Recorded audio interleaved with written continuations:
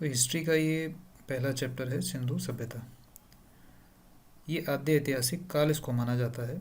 अब एक से एक ईस्वी से हम आज 2024 तक पहुँचे हैं। 2024 इसे ईस्वी कहते हैं। तो ये ईस्वी कैलेंडर होता है, ईसा मसीह के जन्म से ही आरंभ माना जाता है इसका। एक से गिनते गिनते हम 2024 तक पहुँचे हैं। अगर एक से पहले भी कोई घटना हुई है तो हम उसे कहते हैं ईसा पूर्व या बिफोर क्राइस्ट, बीसी भी कहा जाता है और ईसा पूर्व भी हम कहते हैं अगर इस एक से भी पहले की कोई घटना है। तो ये सिंधु सभ्यता जो है ये लगभग 3000 ईसा पूर्व की मानी गई है, यानी कि इस एक से भी 3000 साल पहले, और 2000 हम आज इस एक से ऊपर भी आ गए हैं। तो आज से लगभग 5000 साल पहले की ये सभ्यता थी हमारे देश में। सभ्यता का मतलब भी आपको समझना है कि कोई ऐसा एक समाज जो कि काफ़ी समय तक रहते रहते कुछ परंपराएं, कुछ कल्चर उसमें आ जाता है, कुछ समाज के एक रहने का तरीका हो जाता है, वो एक प्रकार की सभ्यता हो जाती है। कई सभ्यताएं और भी हुई हैं। मिस्र की सभ्यता है, चीन की सभ्यता है, रोम की सभ्यता है, अलग अलग देशों में एक सभ्यताएं हुई है। तो उसी तरह से हमारे भारत की भी जो सबसे पुरानी सभ्यता है इसका नाम है सिंधु घाटी की सभ्यता, यानी कि आज से 5000 साल पहले भी हमारे देश में कुछ इस तरह के लोग रहते थे। आज पुरातात्विक खोजों में इसका पता लगा है। ये वैज्ञानिक है। पुरानी कोई भी चीज़ अगर मिलती है हमको तो उसका पता लगाने के लिए कार्बन डेटिंग एक विधि होती है जिससे कि हम पुरानी चीज़ों का पता लगाते हैं कि कितने साल पुरानी है। तो उसकी आयु का किसी भी जीवाश्म या किसी भी पुरानी वस्तु का पता या पुरानी जीवाश्म का पता हम कैसे लगाएंगे, उसको उसका जो विधि होती है उसे कार्बन डेटिंग कहा जाता है। तो यानी कि वैज्ञानिक तथ्य है कि आज से 5000 साल पहले हमारे देश में एक ऐसी सभ्यता होती थी जो कि बहुत ही विकसित सभ्यता मानी गई है, शहरी सभ्यता मानी गई है। तो इतिहास को हमें इंटरेस्ट से ही हम इसको समझ सकते हैं। इसको समझने का प्रयास करेंगे तभी समझेंगे जब इसमें इंटरेस्ट होगा। और बाकी सभी सब्जेक्ट, अगर हिस्ट्री हमें ठीक से नहीं पता तो हम ज्योग्राफी या कुछ और विषयों में भी हमें समस्या हो सकती है। तो इसलिए इसको ठीक से हमें समझने का प्रयास करना होगा। तो सबसे प्राचीनतम सभ्यताओं में से एक है, यानी कि आज से लगभग 5000 साल पुरानी है, हमारे देश में ही हुई है। क्षेत्र इसका देखा जाए तो कुछ हिस्सा इसका भारत में भी था, कुछ हिस्सा इसका पाकिस्तान में भी था। सबसे पहले इसको चार्ल्स मेसन नामक पुरातत्व विशेषज्ञ रहे होंगे, उन्होंने इसको बताया था इसके बारे में। सर्वे अलेक्जेंडर कनिंघम ने कराया था हड़प्पा क्षेत्र का। हड़प्पा ही वो पहला स्थान था। हड़प्पा आज पाकिस्तान में कोई स्थान है, तो सिंधु सभ्यता में मिलने वाला पहला स्थान कौन सा था? हड़प्पा था। पता कैसे लगा था इस सभ्यता का? तो 1856 के आसपास लाहौर से, यानी कि भारत से पाकिस्तान की तरफ एक रेलवे लाइन लाहौर तक बनाई जा रही थी। जब उसकी खुदाई हो रही थी तो वहाँ से कुछ ईंटें मिली। तो ईंटों को जब कार्बन डेटिंग की गई ईंटों की, तब पता लगा कि 5000 साल पहले की है। तो 5000 साल पुरानी ईंटों का प्रयोग इसमें किया गया है। तो फिर उस पर रिसर्च की गई, बहुत सारी चीज़ों को ढूंढा गया। तो फिर इसे सिंधु क्षेत्र में, सिंधु नदी के किनारे ये सभ्यता थी, तो इसलिए इसको नाम दिया गया सिंधु घाटी सभ्यता। हड़प्पा सबसे पहला स्थान मिला था तो इसे हड़प्पा सभ्यता भी कहा जाता है। कांसे की चीज़ें इसमें सबसे पहले मिली थी, धातु, तो इसे कांस्य युगीन सभ्यता भी कहा जाता है। अलेक्जेंडर कनिंघम ने फिर दूसरी बार इसका सर्वे भी करवाया और भारतीय पुरातत्व विभाग की स्थापना 1861 में हुई थी, 1861 में हुई थी।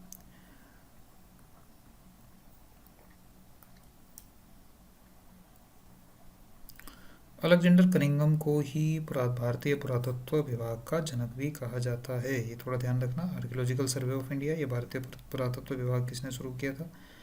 लॉर्ड केनिंग था उस समय गवर्नर जनरल, और अलेक्जेंडर कनिंघम ने हमारे भारतीय पुरातत्व विभाग को शुरू किया था।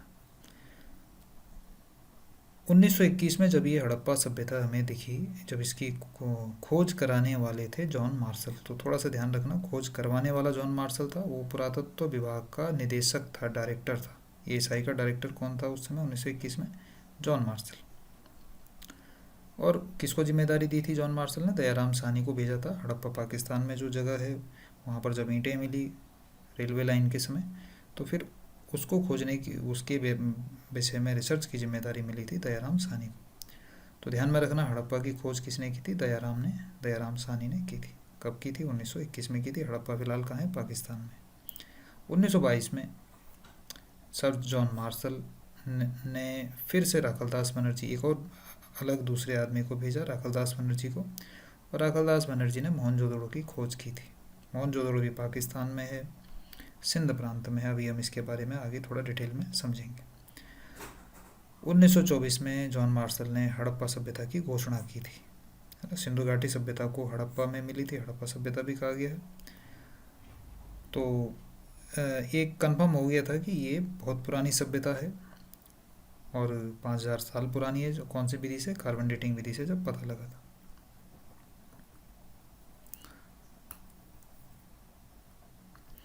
अब इसका लगभग क्षेत्रफल जो माना जाता है ये 13 लाख स्क्वायर किलोमीटर के आसपास माना जाता है। यानी कि भारत और पाकिस्तान दोनों में है ये, भारत और पाकिस्तान, और 3 देशों में, अफगानिस्तान में भी फैली हुई है। तो ये इस तरह से भी प्रश्न बनते हैं, किस तरह का आकार है इसका? ट्रायंगल टाइप का, त्रिभुजाकार है। ये कांस्य युगीन सभ्यता भी है ना। कांसा पहली धातु इसी इसी सभ्यता में मिली थी, तो ये कांस्य युगीन सभ्यता भी है। अगर इसका सबसे पूर्वी बिंदु देखा जाए तो मांडा कश्मीर इससे ऊपर नहीं है ये, यानी कि मांडा कश्मीर में इसका सबसे उत्तरी बिंदु है। नॉर्थ में कश्मीर है। ईस्ट में सबसे पूर्व में आलमगीर यूपी का कोई हिस्सा है। और जो है सुत का गेडोर, ये बलोचिस्तान का कोई हिस्सा है, सबसे वेस्टर्न हिस्सा है। सबसे पश्चिम में सुत का गेडोर, आलमगीर सबसे पूर्व में, मांडा और दैमाबाद महाराष्ट्र ये सबसे पश्चिमी हिस्सा इसका माना गया है। इसके बाद कुछ प्रमुख स्थान है। अब सवाल कुछ तो इसके परिचय से भी बनते हैं, कुछ सवाल इसके स्थानों से ज़्यादा बनते हैं कि कहाँ पर क्या मिला है। तो सबसे पहले जो स्थान है ये मोहनजोदड़ो है। मोहनजोदड़ो जो है इसका, ये सिंधी भाषा है। देखो, सिंध प्रांत पहले भारत का हिस्सा हुआ करता था, जब पाकिस्तान अलग हुआ है 1947 में, तो ये सिंध फिर पाकिस्तान में है अभी फ़िलहाल। तो सिंधी भाषा का शब्द है ये मोहनजोदड़ो। तो सिंधी भाषा में इसका जो मीनिंग निकलता है हिंदी में, वो निकलता है मृतकों का टीला, या ये शब्द का हिंदी अर्थ है। अब खोज किसने की थी 1922 में? सबसे पहले तो वैसे दयाराम साहनी ने हड़प्पा ढूंढा था, लेकिन 1922 में मोहनजोदड़ो की खोज किसने की थी? राखलदास बनर्जी ने। अब इस मोहनजोदड़ो, एक तो सिंध प्रांत में, ध्यान में रखना, सिंधु नदी के किनारे है, सिंध प्रांत में है। और पाकिस्तान का सिंध प्रांत है, जैसे हमारे प्रांत हैं ऐसे ही पाकिस्तान में भी कुछ प्रांत हैं, सिंध, बलूचिस्तान, पंजाब। तो पाकिस्तान के सिंध प्रांत में है, लरकाना ज़िला है उनका, सिंधु नदी के किनारे बसा हुआ है। और यहाँ पर जो लोगों को जलाए जाने के साक्ष्य मिले हुए हैं, जैसे कि दफनाए जाना और जलाए जाना दो ही मेन होते हैं, तो यहाँ पर जलाए जाने के साक्ष्य यहाँ पर मोहनजोदड़ो में मिलते हैं। नखलिस्तान का बाग इसको कहा गया है। और विकसित जल निकास प्रणाली थी। सिंधु सभ्यता की दो प्रमुख विशेषताएं अगर हैं तो एक आती है इनका नगर निर्माण, यानी कि किस तरह से ये अपने शहरों को बसाते थे। कहा जाता है कि 90 डिग्री पर इनकी जो है रोडें कटती थी और बिल्कुल सीधी रोडें होती थी, सीधी गलियां होती थी इनके। और ग्रिड सिस्टम, अगर इस तरह से आप देखें तो ये इस तरह से रोडें होती हैं और यहाँ पर घर बने होते हैं, तो ये ग्रिड सिस्टम बोल दिया जाता है। तो कोई भी शहर जो माना जाता है, अगर वो 90 डिग्री पे बसा हुआ है, तो सबसे अच्छा व्यवस्थित शहर माना जाता है। तो ऐसा माना जाता है कि सिंधु सभ्यता भी ग्रिड सिस्टम पर, यानी कि इस तरह से रोडें होती थी और ऐसे आपस में 90 डिग्री पर कटती थी, तो ये ग्रिड सिस्टम पर आधारित थी, ऐसा माना जाता है। तो दो प्रमुख विशेषताएं होगी सिंधु सभ्यता की, एक इनका नगर निर्माण और एक इनका जल निकास, ड्रेनेज सिस्टम। तो दो, और आज भी के समय में भी देखा जाए तो ये शहरों की सबसे अच्छी विशेषताएं ये दोनों ही मानी जाती हैं। और क्या क्या मिला है? एक विशाल स्नानागार मिला है। स्नानागार का मतलब स्विमिंग पूल टाइप का, और ये भी विशाल अन्नागार भी मिला है। अन्नागार में जैसे कि ग्रेन का या अनाज का गोदाम। बृहद स्नानागार भी यहीं से मिला है। नर्तकी की कांसे की मूर्ति भी यहीं से मिली है, जैसे कि नटराज टाइप की एक मूर्ति है, नाचते हुए दिखाया गया है, नर्तकी की कांसे की मूर्ति। एक सींग वाला पशु मिला है, पशुपतिनाथ मिला है। पशुपतिनाथ भगवान शंकर को कहा जाता है। नेपाल में पशुपतिनाथ जी का मंदिर भी है। तो पशुपतिनाथ की जो मूर्ति है वो मिली है। और 4 पशु उस पर हैं। हाथी है, गेंडा है, चीता है, भैंस है ना, ये भैंसा है। ये 4 पशु हैं और गाय का नहीं है। सिंधु सभ्यता में थोड़ा ध्यान में रखना कि एक ऐसी सभ्यता है जहाँ गाय के निशान नहीं मिले। तो ये कुछ विशेष चीज़ें, इनको आप अपने हिसाब से जोड़ के रख सकते हो। परिचय होना चाहिए कि सिंध प्रांत में ये ज़िला है मोहनजोदड़ो। इसके बाद अगला जो इसके बाद अगला जो सिंधु स्थल है वो हड़प्पा है। इसको हड़प्पा सबसे पहले खोजा गया था 1921 में, तो इसलिए हड़प्पा सभ्यता भी इसको कहा गया है। 1921 में दयाराम ने खोजा था। रावी नदी के तट पर है। सिंधु सभ्यता का विस्तार त्रिभुजाकार दिखता है इसमें। नगर नियोजन इसका आयताकार है। नगर नियोजन 90 डिग्री पे होगा तो आयताकार ही मिलते हैं। घरोड़ों ग्रिड पद्धति पर आधारित था, है ना, जाल वाली पद्धति पर था। सबों को दफनाया जाता है। जैसे मोहनजोदड़ो में और इसमें ये अंतर है कि इसको यहाँ पर सबों को दफनाया जाता था। सेल खड़ी से, जैसे कि चौक होती है या इस तरह से सेल खड़ी से बनी हुई मुद्राएं भी मिली हैं यहाँ पर। एक नगरीय सभ्यता थी सिंधु सभ्यता। वैसे पूरी सभ्यता नगरीय थी, शहरी सभ्यता माना जाता है। 5000 साल पहले हम अंदाज़ा लगा सकते हैं कि उस समय भी एक शहरी सभ्यता हमारे देश में थी। ईंटों से बने हुए घर होते थे। कपास उत्पादन कपासीय सभ्यता भी कहा जाता है। ध्यान में रखना, इसका एक नाम सिंधु सभ्यता का कपासी सभ्यता भी है, क्योंकि कॉटन यहीं से आया था। कॉटन, भारत एक प्रमुख कॉटन उत्पादन वाला देश है। गुजरात का पहला नंबर है कपास उत्पादन में भारत में। और कपास पुराने समय से ही हम विदेशों को भेजते आए हैं। तो कपास उत्पादन जो है ये पहली बार सिंधु सभ्यता में दिखता है, इसीलिए इसे कपासीय सभ्यता या कपासीय सभ्यता की देन मानी जाती है। विद्वान समाज था, योद्धा, व्यापारी, श्रमिक, 4 भागों में ये समाज विभक्त हुआ करता था। एक नया प्रश्न इस तरह से बन सकता है। 4 हिस्सों में बटा था। समतावादी समाज माना जाता था, कोई अलग नहीं था। अब कुछ उदाहरण जैसे ऐसा होता है कि आज के समय में देखेंगे कि कुछ मकान समाज में बहुत बड़े बड़े होते हैं, कुछ घर बहुत छोटे होते हैं। तो इससे बहुत समय बाद अगर इस सभ्यता को देखा जाएगा तो ऐसा माना जाएगा कि इसमें भिन्नताएं थी। लेकिन उस समय के जो घर मिले हैं, सभी घर एक ही आकार के प्रमुखता मिले हैं। तो इसलिए क्या पता लगाया गया है कि ये समतावादी समाज था। यहाँ पर इक्वालिटी थी, सब जो लोग एक जैसे थे। बाकी कुछ लाल मृद भांड। मृद होता है मिट्टी के बर्तन, तो इन्हें मृद भांड कहा जाता है। ध्यान में रखना, पुराने समय में मिट्टी के ही होते थे। कांसे की गाड़ी मिली है और गरुड़ चित्रित मुद्राएं मिली हैं। कांसे का दर्पण भी मिला है ना, और मछुआरे का चित्र मिला है। चांदी की उपलब्धता, पहली बार हड़प्पा में चांदी की उपलब्धता भी मिलती है। आज से 5000 साल पहले की बात है। मोहरों पर कहीं शेर वगैरह के चित्र नहीं दिखते हैं, गाय के चित्र नहीं दिखते हैं। लोहे के भी साक्ष्य, इसमें लोहे के प्रयोग के साक्ष्य भी मिले हैं। तो ये दूसरी सभ्यता है, यानी कि ये दूसरा है हड़प्पा, मोहनजोदड़ो।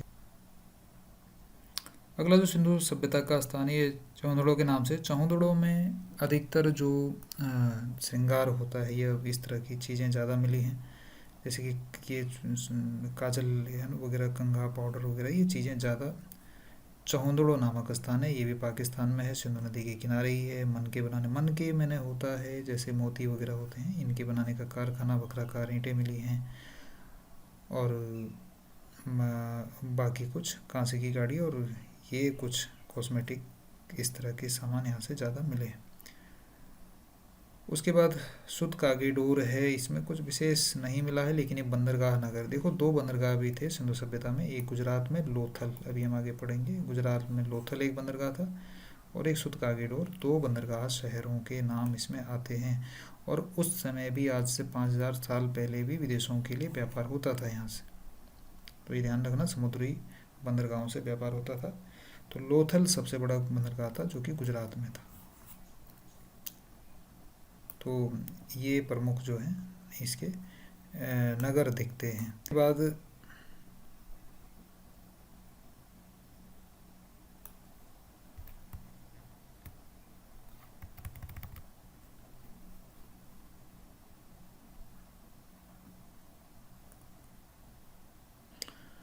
इसके बाद कुछ भारतीय स्थान जो हैं अब भारत में आते हैं। ये अभी तक जितने भी स्थान थे ये पाकिस्तानी थे। अब भारत में राजस्थान में एक जगह है कालीबंगन। कालीबंगन जो है गंगा नदी के किनारे है। जुते हुए खेत के साग से मिले। ये कई बार सवाल पूछा गया कि जुते हुए खेत के साग से कहाँ से मिले। तो एक कालीबंगन है राजस्थान में, गंगा नदी के किनारे है। लकड़ी की नाली मिली है, भूकंप के साग से मिले है। अलंकृत ईंटें मिली हैं, ईंटों पर कुछ डिजाइन बनाए गए। अलंकृत, अलंकरण करना मैंने, ऑर्नामेंट, उसको सजाना। अग्नि का हवन कुंड मिला हुआ है और ये कुछ चीज़ें इसमें मिली हैं। और खननकर्ता इसमें अल्मानंद घोष ने 1953 में की थी। इसके बाद गुजरात का स्थान है लोथल। लोथल जो है बड़ा ही महत्वपूर्ण स्थान है। बंदरगाह नगर इसको कहा गया है। उस समय के बंदरगाह विदेशी व्यापार के लिए प्रसिद्ध थे। इसलिए प्रश्न ऐसे महत्वपूर्ण चीज़ें जो होती हैं प्रश्न उसी पर बनता है, जो प्रभावित करती हैं उस समय की इकोनॉमी को, उस समय के समाज को। तो लोथल कहाँ पर है? गुजरात में है। बंदरगाह नगर कहा गया है। अग्निकुंड मिला है कुछ। और रंगनाथ राव ने 1957 में इसकी खोज की थी। तो ये एक दो बार रिवीजन से चीज़ें याद हो जाती हैं, थोड़ा सा समझ में एक बार आ गया। वृत्ताकार और चौकोर अग्नि वेदिका मिली। अग्नि वेदिका होती है जिस पर यज्ञ वगैरह किया जाता है। इस तरह से आग जलाने का एक स्थान सा होता है, उसके चारों तरफ कुछ इस तरह से बना होता है। चावल बाजरे के अंकन मिले हैं, कुछ घोड़े की मूर्तियाँ मिली हैं। गोदीवाड़ा मिला है। गोदीवाड़ा होती है जहाँ पर जैसे बंदरगाह है तो उसके आसपास डेक यार्ड बोल सकते हैं आज के समय का इसको, जहाँ पर कि नाव और वगैरह खड़ी रहती है। पोत निर्माण के कारखाने भी थे यहाँ पर। युग्मित समाधियाँ मैंने कुछ लोगों को एक साथ में दफनाया गया। और चावल प्राप्त हुए हैं, घोड़े के अस्थिपंजर प्राप्त हुए हैं। कुछ और स्थान हैं प्रमुख जिसमें कि जैसे रंगपुर है, और ये भी स्थान इसमें दिखते हैं। जैसे ये भी अहमदाबाद के आसपास है रंगपुर। इसमें भी कुछ जैसे कि ज्वार के साग से मिले हैं, चावल के साग से मिले हैं, इस तरह से। और सुरकोटदा, ये कच्छ गुजरात में, ये भी एक स्थान है। घोड़े के अस्थिपंजर यहाँ पर मिले हैं और सरस्वती नदी के किनारे ये स्थित माना जाता है। तो ये कुछ प्रमुख सिंधु स्थल थे जो कि आपको इसमें दिखेंगे। बाकी कुछ इसकी विशेषताओं पर भी सवाल आ सकते हैं, जैसे कि आद्य ऐतिहासिक कालीन है और इसमें जो है चित्रात्मक लिपि है। ध्यान में रखना कि आज की लिपि जैसे हमारी लिपि देवनागरी है, जो हमें लिख रहे हैं या जो ये लिखा हुआ है ये कौन सी लिपि है? देवनागरी। देवनागरी और भाषा तो हिंदी है लेकिन लिखने का तरीका ही देवनागरी कहा जाता है, जो हम इस तरह से वर्णों को लिखते हैं। तो उस समय की कैसी लिपि थी? चित्रात्मक लिपि थी, या भाव चित्रात्मक बोल सकते हैं। या एक और शब्द आता था चित्राक्षर, यानी कि चित्रों को ही अक्षर के रूप में लिख दिया जाता था, जैसे कि आज हम इमोजी या इस तरह की चीज़ों को देखते हैं। तो भाव चित्रात्मक, चित्राक्षर लिपि, इस तरह की लिपि का प्रयोग उस समय होता था। पढ़ी नहीं गई है। आद्य ऐतिहासिक काल की विशेषता ही ये होती है। ये कौन सी कालीन सभ्यता है? आद्य ऐतिहासिक, है ना। एक तो प्रागैतिहासिक होता है जो इतिहास से पहले का है, जिसके बारे में कि कोई लिखित और कोई डेट वगैरह नहीं है। 3000 साल से पहले माना जाता है इसको प्रागैतिहासिक। 3000 ईसा पूर्व से पहले, 3000 ईसा पूर्व से पहले ये प्रागैतिहासिक। उसके बाद 3000 से और 600 ईसा पूर्व तक ये माना जाता है आद्य ऐतिहासिक। आद्य ऐतिहासिक काल की विशेषता ये होती है कि इसमें शास्त्र तो मिलते हैं, यानी कि लिटरेचर, साहित्य तो मिलता है, लेकिन तिथि के हिसाब से नहीं मिलता है। जैसे कि रामायण महाभारत वगैरह जितने वेद पुराण हैं इनमें लिखा तो है, लेकिन ये घटनाएं कब हुई थी यानी कि तिथि नहीं है। तो ऐसा समय जिसके बारे में किताबें हैं, साहित्य है, लेकिन घटनाएं समयबद्ध नहीं है या समय उसका पता नहीं है, तो ऐसे समय को हम क्या बोलते हैं? आद्य ऐतिहासिक। और फिर इसके बाद वाला जो काल आता है, यानी कि 600 ईसा पूर्व के बाद का जो समय होता है उसे कहते हैं ऐतिहासिक। 600 ईसा पूर्व के बाद वाला जो समय है वो ऐतिहासिक है, जिसके बारे में सब कुछ लिखित भी है और तिथियां भी हैं, यानी कि समय और तिथि के हिसाब से जिसकी जानकारी है उसे हम ऐतिहासिक काल बोल देते हैं। नगरीय सभ्यता थी, कैसी सभ्यता थी? पूर्ण विकसित नगरीय सभ्यता थी। ग्रिड पद्धति आपने देखी दी है। गेहूं जो प्रमुख फसलें उस समय की हुआ करती थी, और ये जो है सिंधु सभ्यता त्रिभुजाकार थी, नगर नियोजन इनका आयताकार हुआ करता था, और ये 2 पहिया और 4 पहिए की गाड़ियाँ या वाहन उस समय मिलते थे। इसके बाद मेसोपोटामिया के अभिलेखों को मेलू व इस तरह से नाम दिया गया था। उस समय शासक वर्णिक वर्ग द्वारा चलाया गया जाता था। ये देख लिया था आपने, इसकी विस्तार कहाँ से कहाँ तक है, सबसे पूर्वी, सबसे उत्तरी, सबसे पश्चिमी बिंदु कौन से हैं। सूती ऊनी वस्त्रों का प्रयोग किया जाता था, है ना। कपासी सभ्यता इसलिए कहा गया, सूती में ना कपास से बनने वाले कपड़े। माता देवी की उपासना होती थी। एक और प्रमुख विशेषता है, आज जैसे परिवार कैसे होता है, पितृमूलक, पिता के नाम से चलता है, उस समय परिवार माता के नाम से चलता था, मातृमूलक परिवार इसको कहा गया है। धरती को उर्वरता की देवी के रूप में पूजा जाता था।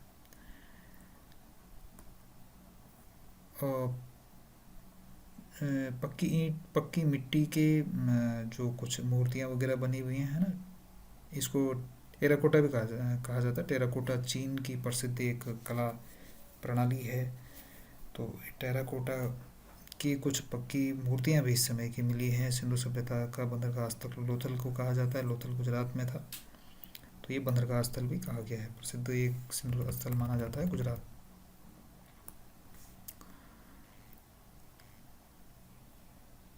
लेखन की शैली, ये कुछ वाउस ट्राफेंडम ऐसी लिपि जिसे हम चित्राक्षर लिपि कह रहे थे, वो इस तरह की, कुछ नाम भी दिया गया है इसको। कपास की खेती के प्रमाण सबसे पहले हैं, और यूनान के निवासी कपास को सिंडन कहते थे। चावल के साग से लोग लोथल और रंगपुर से मिले हैं। बाजरे की खेती के साग से सौराष्ट्र क्षेत्र गुजरात में है, इस क्षेत्र में कुछ रागी और इसके भी मिले हैं। खेती हेतु हल का प्रयोग सबसे पहले, जैसे बनावली में राजस्थान में हमने देखा था कि जोते हुए खेत के साग से इस समय के मिले हुए हैं। और बाकी कुछ और चित्र भी हैं, जैसे कि गाय, भैंस, बकरी वगैरह, सुअर, सभी लगभग जानवरों के चित्र हैं, लेकिन गाय का चित्र यहाँ पर नहीं दिखता है। कांसे, तांबे, टिन की धातुओं के प्रमाण हैं। और सिंधु लिपि को पढ़ने का प्रयास L.A. वेडल ने किया था, और सिंधु लिपि के बारे में अलेक्जेंडर कनिंघम पहले व्यक्ति थे जिन्होंने कि ढूंढा था इसके बारे में। तो ये प्रमुख चीज़ें थी जो सिंधु सभ्यता के बारे में हमें बेसिक समझ में आती है।